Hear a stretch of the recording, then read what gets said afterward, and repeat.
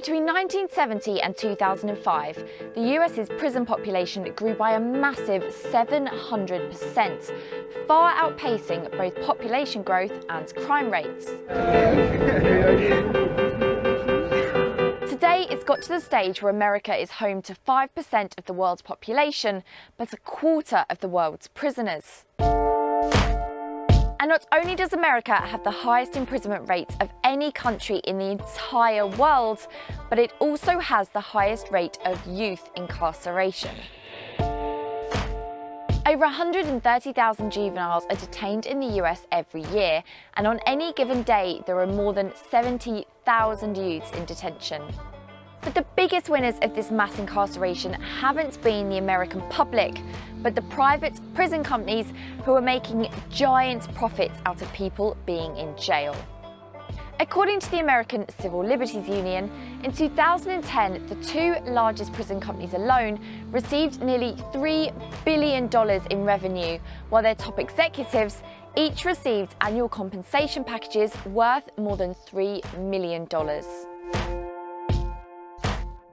Private prisons didn't really exist before the early 1980s, when US states and the federal government needed a solution to the overcrowding in public prisons. But between 1990 and 2009, the number of people in private prisons increased by a massive 1,600%. And the business model of these private prison companies essentially depends on locking more and more people up. The biggest of the US's private prison companies is the Corrections Corporation of America, otherwise known as the CCA.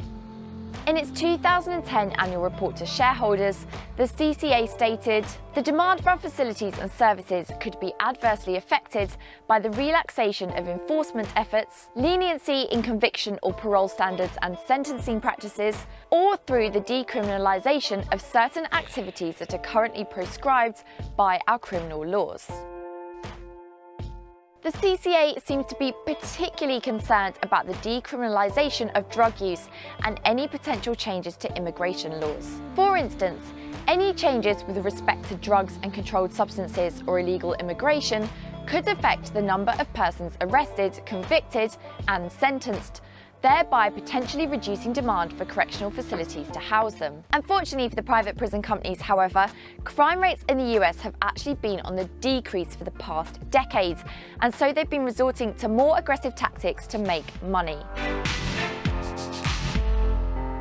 A 2013 report from the In the Public Interest Resource Centre revealed that some companies have been signing contracts with states that contain clauses guaranteeing high prison occupancy rates. Some contracts require 90 to 100% occupancy.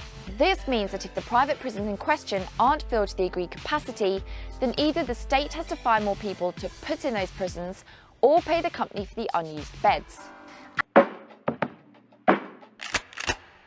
Because of these concerns, private prison companies spend a lot of money on lobbying politicians. According to analysis by the Associated Press, between 2002 and 2012, the CCA, along with the US's second and third largest private prison companies, Geo Group Inc. and Management and Training Corporation, otherwise known as MTC, spent around $45 million on lobbying state and federal governments between them.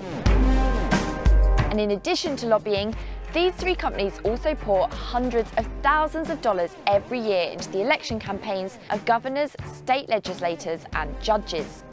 And a report by the National Institute on Money and State Politics revealed that between 2003 and 2011, the CCA alone hired 199 lobbyists in 32 states, while GEO hired 72 lobbyists in 17 states. Worryingly, private prisons in America have been linked to numerous cases of violence and poor conditions.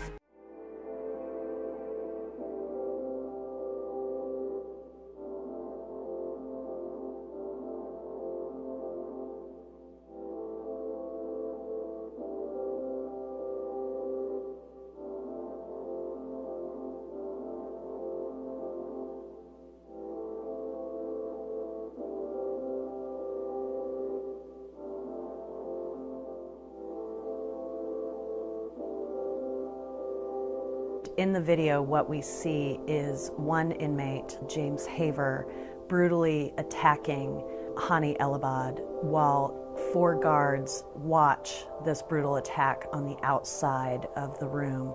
While they are watching this attack, Hani, who is on the floor, is reaching toward the windows where the guards are watching in an attempt that looks like a cry for help. And James Haver actually takes a break, sits down, and then Mr. Haver gets up and continues beating Mr. Elabad so badly that we know now Mr. Elabad has been released from prison because he has brain damage. Mr. Elabad's beating is not an isolated situation.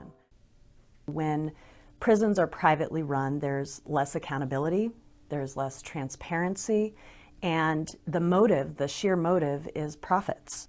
Unless we stop the privatization of prisons, we'll continue to see inmates brutally beaten.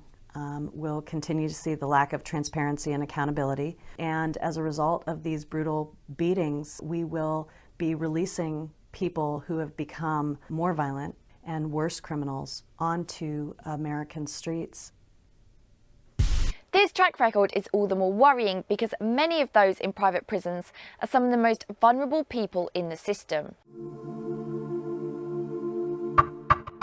Nearly 40% of all detained juveniles are committed to private facilities, while nearly half of all immigrant detainees are now held by private companies. And to be clear, most immigrant detainees are being held while waiting to have their cases decided in court, not serving time for a crime they've been convicted of committing. In 2012, a federal judge transferred all prisoners out of the formerly GEO-managed Walnut Grove Youth Correctional Facility in Mississippi after finding it to be a picture of such horror as should be unrealized anywhere in the civilized world. Prison staff had sex with imprisoned youths in what investigators called among the worst we've seen in any facility in the nation.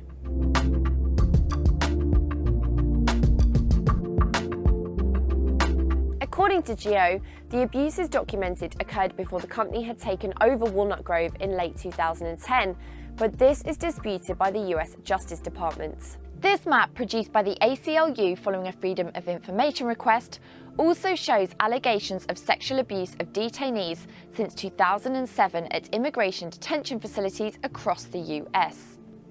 In total, there have been nearly 200 reports of sexual abuse during this time, but the ACLU believes that this is just the tip of the iceberg and that many other cases have gone unreported.